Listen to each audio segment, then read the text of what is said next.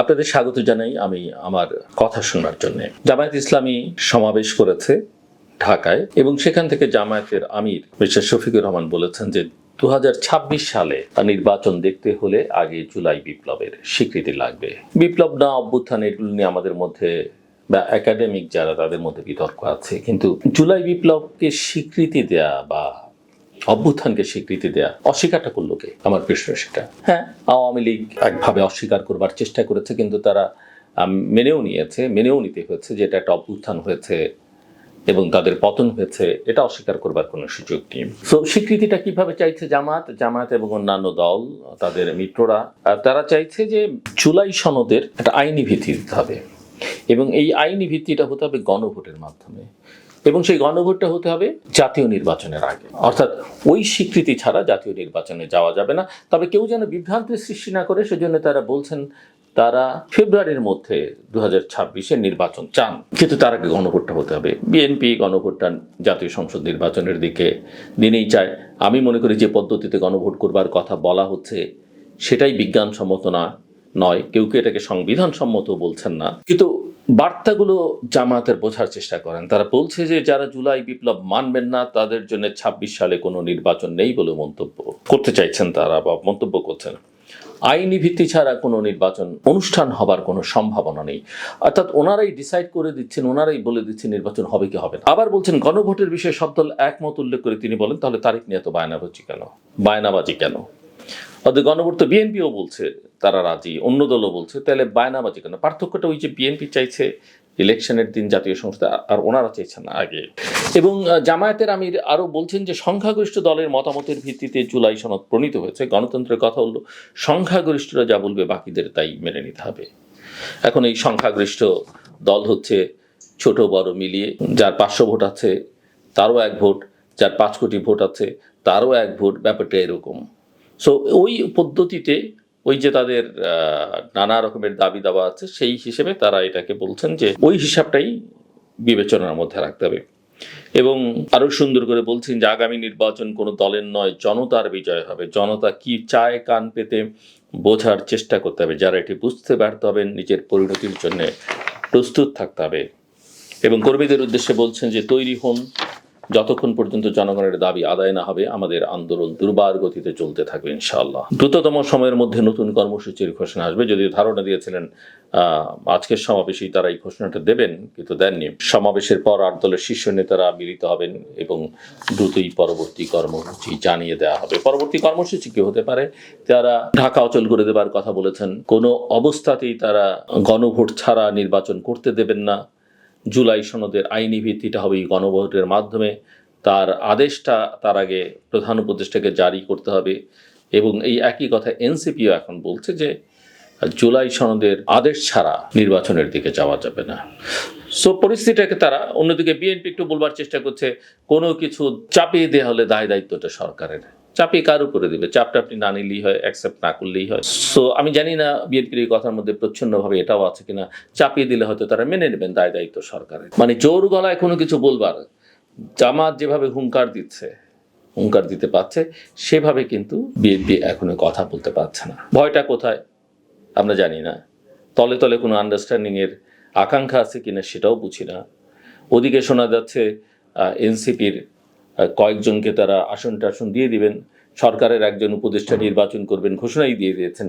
নির্বাচন যিনি করবেন তিনি নির্বাচনকালীন সরকারের উপদেষ্টা থাকেন কি করে? হ্যাঁ, পদত্যাগ করবেন তফসিল ঘোষণা হলে, কিন্তু নির্বাচন তো করতে চাইছেন, এখনই ঘোষণা দিয়েছেন। তো উনি কিভাবে নিরপেক্ষ আমার মাথায় ধরে না। আমার মনে হয় কোনো রাষ্ট্রবিজ্ঞানে এই বিষয়ে রাষ্ট্রবিজ্ঞানীর মাথায় কিছু ঢুকবে বলে মনে হয় না। নতুন একটা তত্ত্ব হাজির করতে হবে।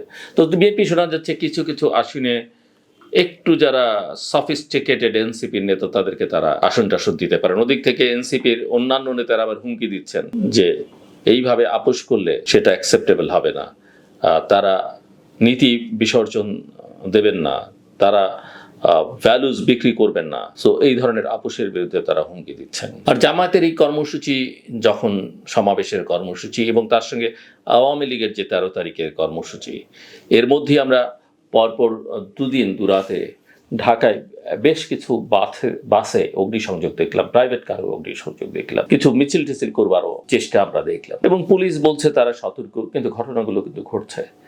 এবং আওয়ামী লীগ ঢাকায় যে লকডাউন কর্মসূচি 13 তারিখে দিয়েছে, হয়তো তেমন বড় কিছু বা মাঝারি মানের কিছু হবে না, কিন্তু কেউ যদি মনে করেন এটা সামাল দিতে পারলাম বলে সব সামাল দিয়ে দিলাম, আমার কাছে মনে হয় না। কারণ আওয়ামী লীগকে এত আন্ডারমাইন করবার কিছু নেই, এবং তার কার্যক্রম নিষিদ্ধ করে দিয়ে তাকে আসলে তার অস্তিত্ব রক্ষার সংগ্রামে জন্য তাকে ঠেলে দেওয়া হয়েছে। জায়গায় কি ঘটবে আমরা জানি না। আমরা গত কয়েকদিনই দেখলাম যে চট্টগ্রামে একজন প্রার্থী গুলিবিদ্ধ হয়েছেন, জানি একজন মারা গেছেন। তারপরে বিএনপির অভ্যন্তরীণ সংঘাতে কোন্দলে আমরা ইতিমধ্যেই দেশের দুপ্রান্তে দুজন মানুষের প্রাণহানির ঘটনা দেখলাম। বিএনপি কর্মী তারা, কিন্তু তাদের প্রাণহানি ঘটেছে।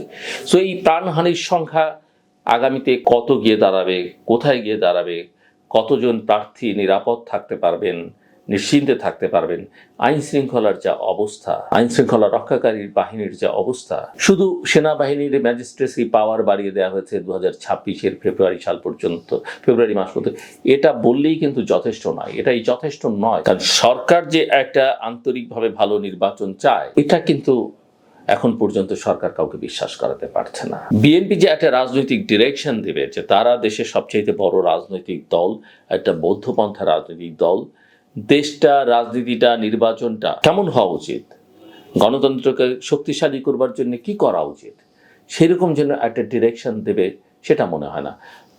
মনে হচ্ছে যে বিএনপি একটু রিঅ্যাক্টিভ, প্রোঅ্যাক্টিভ তো নয়। জামাত এনসিপি যা বলছে তার রিয়াকশন দেয় তার কাজ, এবং একটা পর্যায়ে গিয়ে সেগুলোকে মেনে নেওয়া হচ্ছে বিএনপির।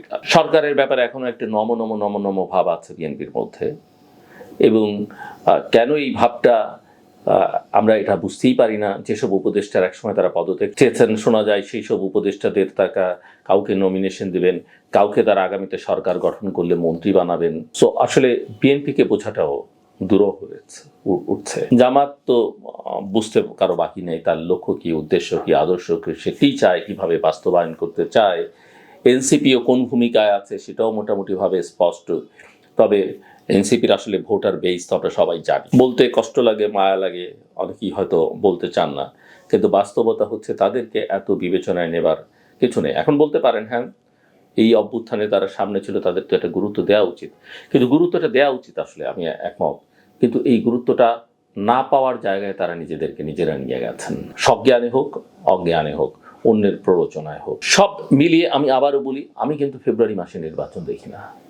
আমি এই সরকারের অধীনে ফেব্রুয়ারি মাসে নির্বাচন দেখি না। হ্যাঁ, তারপরে কি হতে পারে না, হতে পারে, সেটা কোনো নির্বাচন হবে না, এবং সেটা একটা মকারি ছাড়া, ফার্স্ট সিলেকশন ছাড়া কিচ্ছু হবে না, এবং সেই নির্বাচন বাংলাদেশের গণতন্ত্রে তিল পরিমাণ ইতিবাচক কিছু যোগ করতে পারবে না।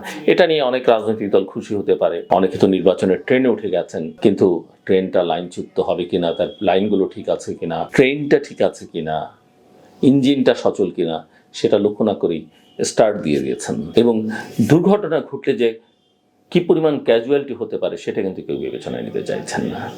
আর সবচেয়ে বড় কথা, আশপাশের পরিস্থিতি কিন্তু কেউ বিবেচনায় নিতেই চাইছেন না। না প্রতিবেশীদের ভেতরে কি হচ্ছে, আঞ্চলিক রাজনৈতিক অবস্থাটা কি, বৈশ্বিক বিষয় আশয়গুলো কি, সেটা বিবেচনায় বাদ দিয়ে আপনি আইসোলেশনে নিজেকে রেখে আপনি মনে করবেন আপনি সব ঠিক করে ফেলবেন, একেবারেই সম্ভব না। এই যে দিল্লিতে যে বোমা বিস্ফোরণের ঘটনা ঘটলো, ইসলামাবাদে ঘটলো, এর কোনটা এসে কখন কার ঘাড়ে চাপে, কে কার ঘাড়ে কোন দায় চাপিয়ে দেয়, এবং সেই দায় চাপিয়ে দিয়ে কে কোন নাটক তৈরি করবে এবং আমাদের দেশটাকে কখন বিপন্ন করে তুলবে, আমরা কেউই কিন্তু জানি না। আমি আবারও সেনাপ্রধানের কথা স্মরণ করতে চাই, অনেকদিন আগেই বলেছিলেন এসব আপনারা বন্ধ করেন, বন্ধ করে দেশটাকে ঠিকঠাক করার দিকে মনোযোগ দেন, নইলে কি হবে, আমাকে দায় দিতে পারবেন না, এবং দেশের স্বাধীনতা, সার্বভৌমত্ব, নিরাপত্তা হুমকির মধ্যে পড়তে পারে। এই ঝুঁকির কথা সরকারের বা বিভিন্ন কমিশনের গুরুত্বপূর্ণ দায়িত্বে থাকা বিশেষজ্ঞ ব্যক্তিবর্গ কিন্তু বলেছেন, এবং বাংলাদেশ আজকে একটা চরম ঝুঁকির মধ্যে। এই ঝুঁকির দায় অবশ্যই সরকারের, কিন্তু অন্যদের যার যা করবার ছিল তারা যে সেটা করেননি, করতে পারেননি, তা খানিকটাতে তাদেরকেও নিতে হবে। আমরা সবাই দেশের ভালো চাই, সবাই শান্তিতে থাকতে চাই, এবং সেটাই যেন বাস্তবে আমরা দেখতে পাই। এই প্রত্যাশা রেখে আজকের মতো শেষ করছি। আপনাদের সবার জন্য শুভকামনা।